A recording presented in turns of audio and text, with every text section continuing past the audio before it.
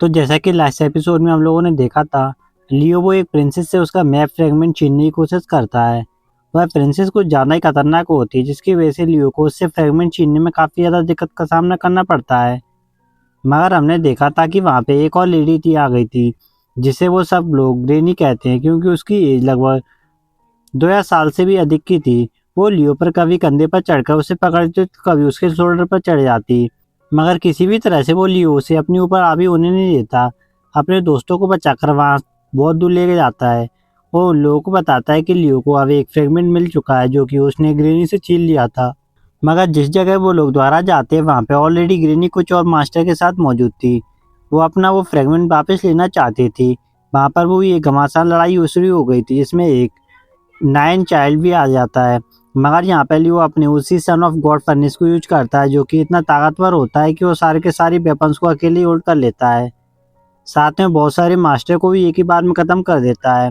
अगले सीन में हम देखते हैं कि उन मास्टरों में से किसी एक के पास एक डिवाइन स्प्रे मौजूद थी। वह अब लियो को मिल चुकी थी। यह देखकर उसके वो दोस्त कह रहे होते, लगता है कि इन लोगों ने ना जाने कितने लोगों का कत्ल किया है और ना जाने कुछ लोग कैसे चुराया होगा। वो छोटी सी ब्रांच असल में फुनसिंग डिवाइन ट्री की ब्रांच थी, और जैसे ही वो लोग उसे टच करने की कोशिश करते हैं, वो फौरन से अपना हाथ पीछे हटा लेते हैं क्योंकि फुनसिंग डिवाइन ट्री की ब्रांच बहुत ज़्यादा गर्म होती है। ये देखकर यान कहता है कि लगता है शायद वो ओल्ड लेडी भी इसे खुद ही रिफाइन नहीं कर पाई, इसलिए अभी तक ये चीज़ इसने अपने पास संभाल कर रखी हुई है। उसे पता था कि फ्यूचर में यह चीज़ उसके काम आ सकती है। मगर यहाँ पे अचानक से वो छोटी सी ब्रांच लियो की बॉडी में एब्जॉर्ब होना शुरू हो जाती है। यह देखकर वो दोनों ही बिल्कुल हैरान हो गए थे। ये अपने आप ही कि ऐसा क्यों हो रहा है? इतनी गर्म एनर्जी को लियो के माइंड में जा कह सकती है। लियो को यह बिल्कुल भी परेशान नहीं कर रही। ऐसा लग रहा जैसे यह इसकी बॉडी के लिए बनी हो। मगर लियो को पता चल जाता है ये एनर्जी असल में सन गॉड एनर्जी है, और उसके पास ऑलरेडी ट्रू सन इनहेरिटेंस मौजूद है। लियो को याद आता है कि जब वो स्पेस टाइम में ट्रेवल कर रहा था तो वो एक ऐसे प्लैनेट पर आ जाता है जहाँ पे उसने ब्लैक मिस्ट को रिफाइन करके उससे ये एनर्जी जनरेट की थी। यहाँ इन एनर्जी इतनी ज़्यादा स्ट्रॉन्ग थी कि वो यंग एनर्जी को भी बहुत आसानी से सरपास कर चुकी थी। अगर मुझे अब यहाँ पे ट्रू से एनर्जी मिल जा रही है तो अब मेरी बॉडी में इन यान एनर्जी का एक प्रॉपर बैलेंस बन जाएगा। मगर वो दोनों ब्रदर ये देखकर हैरान होते हैं कि ब्रदर तुमने आखिर ये कैसे कर लिया? तुम डिवाइन ट्री की पावर को एब्जॉर्ब कर सकते हो, इसका मतलब यह हुआ कि तुम फुनसिंग ट्री तो तुम्हारे लिए एक बहुत बड़ी अपॉर्चुनिटी है। मगर लियो को यहाँ पे अचानक कुछ सुनाई देने लगता है, जैसे कोई अटैक करने वाला हो। मगर इतनी में लियो अपनी सिल्वर ब्रेसलेट को थ्रो करता तो सिल्वर ब्रेसलेट उन ब्रदर्स को होते हुए सीधा एक वॉरियर से जाकर हिट करता है। मगर उस वॉरियर ने उस ब्रेसलेट को बहुत ही आसानी से रोक लिया था, क्योंकि उसके चारों तरफ एक पावरफुल बैरियर बना हुआ था। यह देखते ही वो दोनों ब्रदर भी हैरान हो गए थे। वो वॉरियर कहता है, तुम लोगों को नर्वस होने की कोई ज़रूरत नहीं है। मैं यहाँ पे लड़ने के लिए नहीं आया, बल्कि तुम तीनों से बात करने के लिए आया हूँ। यहाँ पे हमें दिखाया जाता है यह वॉरियर कोई और नहीं बल्कि खुद लू होता है। मतलब उसने अपनी एक और अवतार बॉडी को भेजा था। मगर यहाँ पे लियो से कहता है कि तुम अपने 6 ब्रदर का बदला लेने के लिए आए हो। वैसे भी तुम लोगों के साथ वो टाइयन बोर्ड भी था ना, और बहुत सारे फ्रेगमेंट तो तुम लोग इकट्ठा कर चुके होंगे। मगर लियो से कहता है कि यंग फ्रेंड, तुम जानते भी हो ना कि कभी कभी लड़ाई के बगैर भी बहुत सारे काम हो जाते हैं। बस सही मौके का इंतजार करना चाहिए। मुझे लगता है कि इस वक्त हम लोगों की सिचुएशन ऐसी है जैसे हमें लड़ने की बजाय एक दूसरे के साथ कॉम्परेट करना चाहिए। मैं तुम लोगों को इस बात पर वादा करता हूँ कि मैं फुनसिंग ट्री को लेकर कोई लालच नहीं करूँगा। हम लोग आपस में डिस्कस करके यह तय करेंगे कि वो फुनसिंग ट्री किसको मिलना चाहिए। वैसे भी तुम लोगों के पास जो फ्रेगमेंट है वो इनकम्प्लीट है। तुम लोगों को बाकी फ्रेगमेंट चाहिए होंगे, और बाकी के फ्रेगमेंट तो हमारे पास हैं। मैंने ऑलरेडी बहुत सारे सेक्ट को एक साथ इकट्ठा कर लिया। वो सारे के सारे अपने फ्रेगमेंट देने के लिए तैयार हैं। यह सुनने के बाद लियो दिल ही दिल में कहता है, मुझे साफ साफ पता चल रहा है कि यह सारे के सारे लोग अगर एक जगह इकट्ठा हो चुके हैं तो ये सारे पहले मेरी अगेंस्ट आएंगे। और ऊपर से सिर्फ वो प्रिंसेस, वो तो किसी भी टाइम पे हमें धोखा दे सकती है। वो रेड ड्रेस वाला वॉरियर भी कहता है कि लियो, पूरा का पूरा रीजन ही तुम्हारे बारे में जानता है। तुम धोखा देने में एक नंबर के माहिर हो, इसलिए मैं तुम पर भरोसा नहीं कर सकता। मगर लियो उन लोगों से कहता है कि मेरे गोल्डन क्रो क्लैन ने ऑलरेडी नॉर्थन सी रीजन के पास में सारे के सारे सेट को इकट्ठा कर लिया है। वो सारे ही अपने फ्रेगमेंट लाकर इकट्ठा हो चुके हैं। सिर्फ तुम 3 लोग रहते हो। वैसे भी तुम तीनों अपने अपने फ्रेगमेंट के साथ तो उस मैप को कंप्लीट कर ही नहीं सकते। तो फिर तुम तीनों का अलग अलग होने का कोई फायदा नहीं है। इसलिए बेहतर यही है कि तुम लोग हमारे साथ फिर कोऑपरेट करो। हम में से जो भी बंदा अगर गद्दारी करेगा तो वैसे भी वो लंबी सी रिकवर क्रॉस करनी पड़ेगी। उसका भागकर वहां से जाना इतना आसान होगा ही नहीं। मगर लियो यहाँ पे दिल ही दिल में कहता है ये बंदा ना तो हम लोगों को बेवकूफ़ समझ रहा है या फिर खुद बहुत बड़ा बेवकूफ़ है। क्योंकि इसके बारे में तो सब लोग जानते हैं कि इसने अपने अर्ली ईयर्स में जीवी स्टार का बहुत ज़्यादा तबाही मचाई थी और लगता है शायद ये दोबारा से कोई बहुत बड़ी जंग की तैयारी कर रहा है। इतना कहने के बाद हमें दिखाया जाता है कि ल्यूई इन लोगों को अपने साथ ले जाता है। वो लोग नॉर्थ सी को क्रॉस करने के लिए बोट्स का सहारा लेते हैं। जब वो लोग उस सी को क्रॉस करने लगते हैं तो फौरन से दूसरी तरफ चले जाते हैं, जहाँ पे ऑलरेडी बहुत सारे सेक्ट के मास्टर और बहुत सारे डिसाइपल एक जगह इकट्ठा हुए थे। जब वो इन तीनों को देखते हैं तो सारे के सारे मास्टर और डिसाइपल एक ही साथ कहते हैं इन लोगों को कुत्तों की मौत मारना चाहिए, ये एक नंबर के दोगले इंसान हैं। जिन लोगों ने उन लोगों को वो फ्रेगमेंट छीने थे वो पहले से उन पर तपे हुए थे। बहुत सारे लोग पहले से ही जानते थे कि ये लोग जहाँ पे आए हैं और इन लोगों की सिर्फ एक ही नज़र होगी, वो है डिवाइन ट्री पर। वो रेड ड्रेस वाला वॉरियर कहता है मैंने मरमिट पाथवे के बारे में बहुत ज़्यादा बातें सुनी थी, लगता है कि शायद इसमें से कुछ खास नहीं है, बस लोगों ने ऐसी बातें बनाई हैं। दूसरी तरफ लियो वो उन लोगों को लेकर अब आगे की तरफ जा रहा होता है। आगे और भी मास्टर खड़े हुए थे। यान कहता है कि यहाँ पे ऐसे कुछ खास वॉरियर भी फील हो रहे हैं जो कि शायद हमारे लिए फिजिकल स्ट्रेंथ के बराबर लेवल पर हों। जहाँ में उसी टाइन बॉडी वाले वॉरियर को भी दिखाया जाता है। यह देखकर लियो को थोड़ा सरप्राइज होता है कि यह लड़का मेरे उस सन गॉड फर्नेस से मरा नहीं था। इसका मतलब इसकी बॉडी सच में काफ़ी इंटरेस्टिंग है। ऊपर से इसने अपने हाथों में जो स्किल पकड़ी हुई है यह भी कोई खास वेपन नहीं है। इतने में लुओ वहाँ पे वो क्लीन एनर्जी फॉर्म में कन्वर्ट होकर वापस से लुओ की रियल बॉडी की तरफ चला जाता है। फिर सभी मास्टरों से कि चलो अब वक्त आ गया है कि हमें 36 फ्रेगमेंट को बाहर निकलना चाहिए और उन मैप को कंप्लीट करना चाहिए, क्योंकि उस मैप के बारे में कहा जाता है जब वो मैप कंप्लीट हो जाएगा तो मैप के जरिए ही डिवाइन ट्री यहाँ पे अपेयर होगा। इतना कहने के साथ उसी फुनसिंग ट्री के मैप को बाहर निकाला जाता है। हमें दिखाया जाता है वो मैप जब ऊपर आता है तो उसके बहुत सारे फ्रेगमेंट मिसिंग होते हैं। लू उन लोगों को बताता है कि जब यहाँ पे वो ड्राइविंग ट्री अपेयर होगा तो उम्मीद है कि सब लोग अपनी दुश्मनी को भूल जाएंगे और मेरे क्रू क्लैन की काइंडनेस को हमेशा याद रखेंगे। यह देखने के बाद हमें दिखाया जाता है वो लोग फिर एक एक करके अपने फ्रेगमेंट को देना शुरू करते हैं। वो फ्रेगमेंट अपने आप ही उस मैप के साथ अटैच होना शुरू हो जाते हैं, यहाँ तक कि उस प्रिंसेस के पास भी एक फ्रेगमेंट मौजूद था और हर सेक्टर अपने पास एक फ्रेगमेंट या दो फ्रेगमेंट होल्ड किए हुए होता है।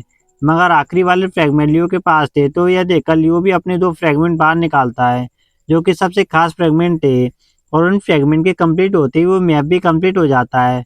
उसके साथ वहाँ पे बहुत तेज लाइट अपेयर होती है और उसकी वजह से वहाँ पे एक बड़ी सी डिवाइन फॉर्मेशन क्रिएट होती है जो कि वहाँ पे एक डिवाइन ट्री को अपेयर कर देती है।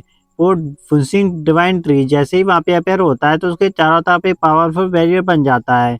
ऐसा इसलिए होता है ताकि फुनसिंग डिवाइन ट्री वो अपने आप को एनिमीज से और मॉन्स्टर से प्रोटेक्ट कर सके। मगर वहाँ पे सारे के सारे कल्टीवेटर थे और वो सारे ही उस फुनसिंग ट्री को देख लेते हैं। उन्हें दिमाग में बस एक ही बात आ रही थी कि जो भी शख्स इस डिवाइन ट्री को हासिल कर लेगा उसके पास दो दो लाइफ स्पैम आ जाएंगे, यानी कि वो शख्स मरने के बाद दोबारा से जिंदा हो सकता है और एक और लाइफ स्पैम भी जी सकता है। मगर यान को इस ट्री के बारे में काफ़ी ज़्यादा नॉलेज होती है। वो उन लोगों को बता रहा होता है कि इस ट्री के बारे में बहुत सारी बातें मशहूर हैं, खासतौर पर ऐसी बातें जो कि ग्रेट एम्परर वह एक इमोर्टल एलेक्जर के जरिए इस डिवाइन ट्री के अंदर चला गया था। मगर उसके बाद भी यह ट्री बिल्कुल वैसा ही वैसा था। उस टाइम के लोगों को लगा कि शायद डिवाइन ट्री वो डिसअपेयर होने के बाद दोबारा कभी वापस नहीं आएगा, मगर यह ट्री दोबारा से अपेयर हो चुका है और ग्रेट एम्परर वो हिस्ट्री में कहीं खो गया। इतने में लियो को याद आता है कि उसके अपने रियल वर्ल्ड में यानी कि अर्थ में भी इस तरह की बहुत सारी स्टोरीज मौजूद थी। उन्हें याद आता है कि उसने अपने यूनिटी अर्थ पर ऐसी बहुत सारी क्लासिक स्टोरी पढ़ी रखी हैं जिसमें वो माउंटेन एंड रिवर के बारे में काफ़ी कुछ रीड कर चुका है। उसे पता चला था कि फुनसिंग डिवाइन ट्री वो हमेशा ऊपर की तरफ हवा में रहता है, मगर उसके नीचे टेंग्यू मौजूद होता है। उसके अंदर ग्रेट सन इनहेरिटेंस भी मौजूद होती है, जबकि कुछ और क्लासिकल बुक में इसके बारे में भी इंफॉर्मेशन मौजूद थी। उन बुक्स के हिसाब से डिवाइन ट्री ये हज़ारों फीट ऊंचा होता है और उसके आसपास नेचुरल ऑरा इतना ज़्यादा होता है कि वो पूरे के पूरे ट्री के आसपास गोल गोल घूमता रहता है और यह ट्री पूरी तरह से डिवाइन एनर्जी से भरा हुआ होता है। इस ट्री को देखकर ऐसा लग रहा है जैसे वो स्टोरीज बिल्कुल सच थी। उन स्टोरीज के मुताबिक वो फिंगसिंग ट्री वही ब्लू सी है और जहाँ पे ताई एम्परर का फेरिस भी मौजूद है। यह ताई एम्परर वाकई में इस ट्री के आसपास या फिर किसी सीक्रेट जगह पे मौजूद है। जहाँ तक कि मैंने सन गॉड इनहेरिटेंस के बारे में जो कुछ भी पढ़ा था वह सारा का सारा अब सच साबित होने लगा है। आखिर यह स्टोरेज एंशिएंट अर्थ से हमारे अर्थ पर किस तरह आई थी? क्या अर्थ की लाइफ इसी प्लेनेट के जरिए वहां तक गई थी, या फिर यहाँ से बहुत सारे लोग इन्फॉर्मेशन को ट्रांसलेट करते हुए? मुझे समझ में आ गया कि आखिर एंशिएंट कल्टीवेटर को स्टार स्काई के बारे में कैसे पता चला और कौन कौन से मेरिकल्स यहाँ पे छुपे हुए हैं। इनमें कुछ डिसाइपल जल्दबाजी करते हुए कहते हैं कि हम लोग फौरन से उस ट्री को रिफाइन करके अपनी पावर लेवल को बढ़ाना चाहिए। ये कहने के बाद वो सारे के सारे उस ट्री की तरफ आगे बढ़ने लगते हैं, मगर लियो अपने दोस्तों को मना करता है उन लोगों को पहले जाने दो, हमें एक बार पता चल जाए कि वहाँ कोई खतरा नहीं है। इतने में हम देखते हैं लुयू पीछे हटना शुरू हो जाता है। दूसरी तरफ वो सब लोग उस ट्री के बिल्कुल करीब आ जाते हैं, तो वहाँ पे हुआ बैरियर उसकी बॉडीज को पूरी तरीके से इरेज कर देता है और लियो के पीछे से एक बड़ा सा स्पेयर आता है। मगर हमें दिखाया जाता है लियो ने पहले ही उसकी तैयारी कर रखी थी। यान ने डिवाइन फर्नेस के जरिए उस वेपन को रोक लिया था, जिसके बाद लियो से कहता है कि लुयू, तुमने खुद ही हमारे साथ एग्रीमेंट बनाया, तुम्हें इस एग्रीमेंट को तोड़ने से कुछ ज़्यादा ही जल्दी थी, थोड़ा सा तो सब्र कर लेते। मेरे ख्याल से यह रिवर क्रॉस करने के बाद अगर तुम अपना एग्रीमेंट तोड़ देते तो शायद हमारे बचने के बहुत सारे चांसेस थे, पर तुम सच में बहुत बड़ी इडियट हो। मगर लियू उससे कहता है कि तुमने ना सिर्फ मेरे एंसेस्टर को इंसल्ट की, बल्कि तुमने 6 फ्रेंड्स को मारने के साथ साथ मेरी अवतार बॉडी को भी मारा है, इसलिए मैं तुम्हें यहाँ से जहाँ दे तक सर्वाइव करने नहीं दे सकता। ये कहते हुए वो अपनी फ्लैग फॉर्मेशन को यूज करता है और सारी फ्लैग जोर से आकर जमीन पर हिट करते हैं। और दूसरी तरफ बोटाई बॉय भी अपनी उसी स्किल के जरिए आते हुए कहता है कि भले ही तुम्हारे पास अर्थ लेवल का वेपन है, मगर फिर भी तुम्हारी पावर्स काफ़ी नहीं है। ये कहने के साथ लियो अपनी उसी सन गॉड फर्नेस को निकालकर सीधा उस स्किल के साथ टकरा देता है। दूसरी तरफ से दूसरा स्पेयर आ रहा था। लियो अपनी मदर कर्डन को निकालकर उस दूसरे वेपन को भी होल्ड कर लेता है। लियो जब उस मदर कर्डन को देखता है तो उसके जो भी तोड़ तोड़े आते हैं। वह कहता है, अच्छा तुमने इसे शान के साथ रिफाइन किया है, तुम तो सच में काफ़ी ज़्यादा मिस्टीरियस हो। यानवी कहता है कि ब्रदर तुम्हारे पास तो सच में कमाल के ट्रेजर हैं। लियो को फील हो रहा था कि अपने ट्रेजर दिखाकर वो सारी दुनिया को अपना दुश्मन बना रहा है, मगर क्योंकि अब सारी दुनिया उसकी दुश्मन बनी गई है तो उसे अब फील होता है कि जैसे वो अब से डोंगो वर्ल्ड में आ गया है जहाँ सारे लोग उसके दुश्मन थे। इतना कहने के बाद अचानक वो सारे के सारे वेपन को ब्लॉक करता है और फौरन से एम्परर लिनियन बॉडी को समन कर लेता है। हमें दिखाया जाता है ट्रूस एंड इंटेंस को अब्जॉर्ब करने के बाद उसकी एम्परर लिनियन बॉडी काफ़ी ज़्यादा पावरफुल बन चुकी थी। लियू ऊपर से खड़ा होकर कहता है, यहाँ से सीन काफ़ी ज़्यादा अच्छा दिखाई दे रहा है। और यहाँ पे लियो के उन दोस्तों को देखकर वहाँ पे मौजूद एल्डर कहते हैं कि ये तो बेवकूफ़ लड़के यहाँ पे क्या कर रहे हैं। फिर वहाँ पे मौजूद दूसरा उन्हें बताता है कि दोनों के ह्यूमन डिजायर सेक्स से बिलोंग करते हैं। इस वक्त ये सन गॉड फर्नेस को यूज कर रहे हैं। इतने में लुयू वहाँ पे मौजूद कुछ लेडीज से कहता है कि क्यों ना तुम लोग भी मुझे ज्वाइन कर लो, इन कीड़े मकोड़ों को मारकर हम लोग जीवी प्लेनेट के साफ सुथरा कर देंगे। यह सुनकर वो लेडीज तो फौरन से उन डिवाइन वॉरियर पर हमला करना शुरू कर देते हैं। वो दोनों ब्रदर फिर वहाँ पे अपनी जान बचाकर दूर निकलने की कोशिश करते हैं। यान कहता है कि हमारे सेट का नाम ही काफ़ी ज़्यादा बदनाम है, नाम सुनते ही लोग हमारे पीछे हाथ धो के पड़ जाते हैं। जबकि लियो वहाँ पे अपने सामने आने वाले वेपन्स को होल्ड किए हुए होता है। दूसरी तरफ उन लोगों के ही ब्रदर एक और पावरफुल अटैक करते हैं जो कि उसके आसपास बहुत ज़्यादा शॉट को रिलीज करता है। मगर क्योंकि उन लोगों के आसपास इतने ज़्यादा वॉरियर होते हैं कि इतने अटैक्स हो रहे थे कि उन लोगों को पता भी नहीं चलता कि देखते ही देखते वो दोनों ही अटैक की वजह से इंजर्ड हो जाते हैं और नीचे गिर पड़ते हैं। जिसके बाद उन दोनों की तरफ कुछ स्पेयर आते हैं और वो सीधा उन लोगों को हिट करने की कोशिश करते हैं।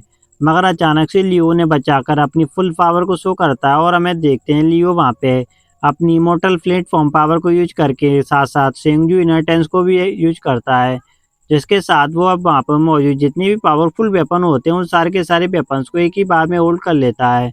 यह देखकर सब लोग हैरान थे कि अचानक से उसके वेपन्स वो आउट ऑफ कंट्रोल कैसे हो गए। वो लोगों से ना अपने पास खींच रहे थे और ना ही वेपन्स कहीं मूव कर पा रहे थे।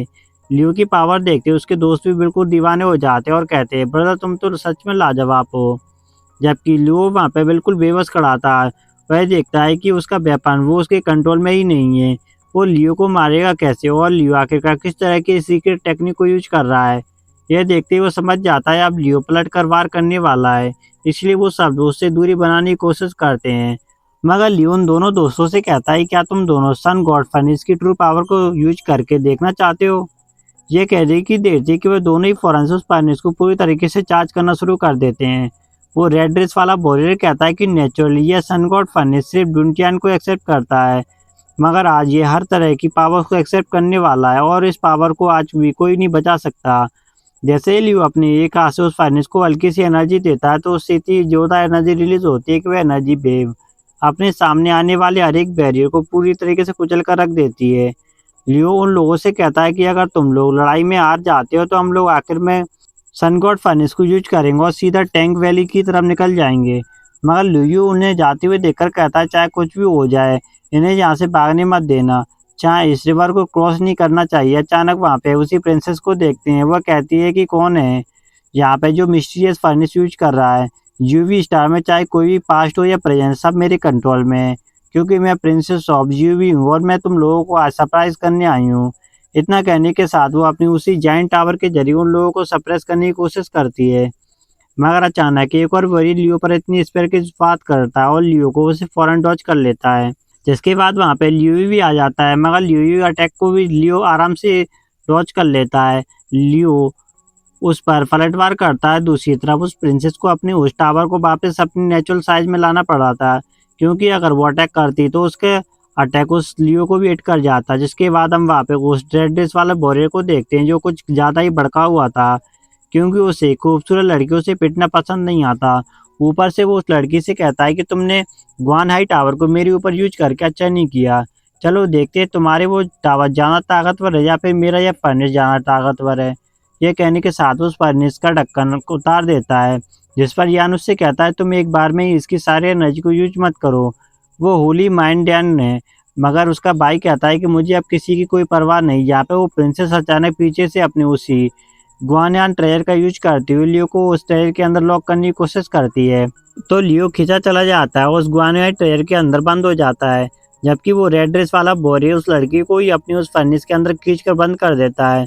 जिसके बाद वो बहुत ज़्यादा खुश होता है कि फाइनली मैंने उस होली मैंडन को उसके अंदर लॉक कर लिया।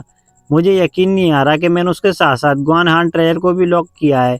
आज से जेवी स्टार की प्रिंसेस वो मेरे फर्नेस के अंदर रहेगी। मैंने कभी नहीं सोचा था कि जेवी स्टार की सबसे खूबसूरत और सबसे असील लड़की मैं इतनी आसानी से कैप्चर कर लूँगा। लियो से कहता, ब्रदर तुमने देखा मैंने कितना कमाल का मूव किया। मगर यहाँ पे यान उसे बताता, तुमने उस लड़की के साथ साथ लियो को भी उसके अंदर बंद कर लिया। बदकिस्मत से तुमने पहले से उस लड़की से गुआनी पैलेस के अंदर एडॉप्ट कर लिया है। यह बात सुनते ही उस दूसरे लड़के को झटका लगता है। वह कहता है, क्या अब क्या हुआ? लियो को आवाज़ देता है, ब्रदर क्या तुम बाहर आ सकते हो? तुम बिना वजह इस फर्नेस के अंदर कैसे चले गए? मगर यहाँ पर वह देखता है उसके सामने और वो बोरे खड़े होते हैं। इस पर वो लोगों से कहता है, तुम लोगों ने देखा ना अभी अभी क्या हुआ? अगर तुम लोग कोई भी अटैक करने की कोशिश करोगे तो तुम्हारा भी यही हाल होगा। जबकि लुइयो ये कह रहा होता है कि आखिर इसके पास इतना पावरफुल ट्रेजर आया कहाँ से? इसने होली मैडन को भी अपने फर्नेस के अंदर लॉक किया है। मुझे कुछ भी करके इन दोनों इडियट से अपनी जान छुड़ानी होगी और उस लड़की को बचाना होगा। ये कहते ही वो अपनी स्पेयर से तेज थ्रो करता है। वो दोनों ब्रदर अपना वो फर्नेस सामने ले आते हैं, जबकि वहाँ पे वो प्रिंसेस उस फर्नेस के अंदर लॉक होती है। वह देखती है कि वहाँ पे उसके सामने एक बहुत बड़ा मंत्र लिखा हुआ है। वो उसका भी देख ही रही होती है, अचानक से उसी मंत्र के अंदर से बहुत सारी एनर्जी निकलकर सीधा उसकी तरफ आने लगती है। वो एनर्जी जैसे उसे हिट करती है तो उसका माइंड अनस्टेबल होने लगता है, जिस पर वो लड़की कहती है कि ह्यूमन डिजास्टर से एक्ट का यही तरीका है। इतना कहने के बाद वो अपने चारों तरफ एक बैरियर बना लेती है, ताकि कम से कम वो उस एनर्जी से ही अपने आप को बचा सके। मगर हमें दिखाया जाता है कि वह एनर्जी जब उसकी बैरियर से हिट कर रही थी तो आहिस्ता आहिस्ता वो उसे तोड़ना शुरू कर देती है। जैसे ही वह एनर्जी उसे डिस्ट्रॉय करते हुए उस बैरियर के अंदर चली जाती है, तो वह लड़की फौरन से अपनी गुआनियान ट्रेजर के अंदर चली जाती है, ताकि वो अपने आप को उस एनर्जी से बचा सके। और गुआनियान ट्रेजर के अंदर हमें दिखाया जाता है लियो जब उस ट्रेजर के अंदर बंद था, तो वह लड़की भी वहाँ पे आ जाती है और वह आते के साथ ही लियो से कहती है कि तुम सच में कितने बड़े बेवकूफ़ हो। तुम्हें लगता है कि तुम मेरे ही ट्रेजर को क्रैक करने निकल सकते हो? तुम्हें क्या लगता है कि तुम कोई गॉड हो? तुम्हारे लिए बेहतर यही कि अपनी प्रोमोडियल स्पीड को मेरे हवाले कर दो और फ़ौरन से मुझे अपना मास्टर एक्सेप्ट करो। इस तरह कम से कम तुम्हारी जान तो बच जाएगी। लियो कहता है कि अगर मैं इस ट्रेजर से बाहर नहीं निकल सकता तो फिर तुम भी एक बात अच्छी तरीके से जान लो, तुम उस सन गॉड फर्नेस से बाहर नहीं निकल सकती। इसलिए अब तुम्हें अब तुम्हारे लक पर डिपेंड करना पड़ेगा। मगर प्रिंसेस कहती है मैंने तुम्हें ऑफर दी, तुम अपनी जान बचा सकते थे, पर अब मुझे इसका ब्लेम मत करना। ये कहने के बाद वो लियो के ऊपर एक बहुत ज़्यादा पावरफुल अटैक करती है। हमें दिखाया जाता है लियो के पास यहाँ पर लाइटिंग स्पीड होती है, तो बहुत ही आसानी से उस अटैक को डॉज करते हुए उस मदर कल्डन का भी यूज करता है। उसे देखते ही प्रिंसेस यहाँ पे अपनी डायग्राम व्हील को यूज करती है, इससे वो मदर कर्टन को वहाँ पे होल्ड कर लेती है। पर लियो उससे कहता है कि यह तो बस मैंने तुम्हें एंगेज करने के लिए किया था, असल वेपन तो अभी आने वाला है। ये कहते ही वो एक एंशिएंट रेलिक बाहर निकालता है। वो रेलिक जैसे ही उस व्हील पर दे मारता है, उससे कोई खास इम्पैक्ट तो नहीं हुआ था, मगर वो प्रिंसेस लियो को पुश करने के लिए अपनी ग्वानियन पैलेस का यूज करती है। यहाँ पे हमें दिखाया जाता है कि ट्विन ब्रदर उस फर्नेस को होल्ड किए हुए होते हैं, मगर अचानक से उसके ऊपर एक बड़ा सा ग्वानियन पैलेस यूज होता है, जो कि गोल्डन फर्नेस से होल्ड कर लेता है। मगर वो लड़कियां उस ट्विन ब्रदर को एक ही बार में वार्निंग देती हैं। वो उन दोनों से कहते हैं कि तुम हमारे होली मेडन को छोड़ दो, हम तुम्हें भी छोड़ देंगे, वरना हम लोग ऐसी फॉरबिडन पावर्स को यूज कर सकते हैं, इसके जरिए हम तुम्हें यही मसल कर रख देंगे। मगर वो ट्विन ब्रदर उनकी कोई बात नहीं मानते, पर वो लेडीज कहते हैं कि ये लोग जानबूझकर हमारा टाइम वेस्ट कर रहे हैं, फौरन से इन्हें यहीं पे खत्म कर दो, होली मेडन को रिकवर करो। इस तरह वो सारे के सारे एक साथ मिलकर ही अटैक करते हैं, जिस पर यान उसका वो ब्रदर दोनों ही उस अटैक को डॉज करते हुए उसकी पावर को बर्दाश्त करने की कोशिश करते हैं। ये देखते ही ब्लैक ड्रेस वाला वॉरियर कहता है अच्छी बात है कि तुम लोगों ने अपनी औकात दिखा दी, अब मैं भी पीछे हटने वाला नहीं हूँ। इतना कहने की देती वो फौरन से सन को और फर्नेस को अंदर उस प्रिंसेस का एक और अटैक करता है। मगर हमें दिखाया जाता है इस मर्तबा एनर्जी सीधा गुआनियन पैलेस के अंदर चली जाती है, इससे वो लड़की और भी ज़्यादा डिस्टर्ब होने लगी थी। यहाँ पे लियो को होल्ड करना भी उसके लिए आसान नहीं था, इस पर वह कहती है मुझे जल्दी से जल्दी यहाँ से निकलना होगा, क्योंकि जितना ज़्यादा टाइम मैं इसके अंदर रहूँगी मेरे लिए प्रॉब्लम होती ज़्यादा बढ़ती जाएगी। ये कहने के साथ वो फौरन से अपनी एक शॉट बाहर निकालती है और लियो उससे कहता है कि तुम्हारे मरने का टाइम अब आ चुका है। ये कहते ही वो उसकी शॉट के साथ उस पर एक के बाद एक अटैक किए जा रही थी। इतनी तेजी से स्पिन कर रही होती है कि लियो को उससे वक्त तक नहीं मिलता। मगर लियो से कहता है कि तुम मेडन डाव पावर को यूज कर रही हो, क्यों ना हम लोग एक साथ बैठा कुछ बातें कर लें। पर वो लड़की कहती है कि अब बात करने का कुछ भी नहीं बचा। इतने में अचानक लियो उसे वहां से पीछे ढकेल देता है। इसके बाद वो लड़की समझ जाती है कि उसे हराना नामुमकिन है, क्योंकि वो उसे हराने के लिए हर एक टेक्निक यूज करते हुए वाली थी। वो उससे कहती है कि मैंने इस तरह की होली बॉडी के बारे में सुना है, उसके अंदर फिजिकल स्ट्रेंथ लाजवाब होती है, चलो आज ये चीज़ आजमा कर देख, क्या वाकई में तुम्हारे अंदर ऐसी कोई स्ट्रेंथ है भी या नहीं। ये कहने के साथ वो अपने दो क्लोन बॉडीज को क्रिएट करती हुई सीधा लियो पर हमला कर देती है। मगर हमें दिखाया जाता है वो क्लोन बॉडी जैसे जैसे उस पर अटैक कर रही होती है, तो लियो बहुत ही आसानी उसके अटैक को डॉज करते हुए उसकी पूरी दूरी बना लेता है।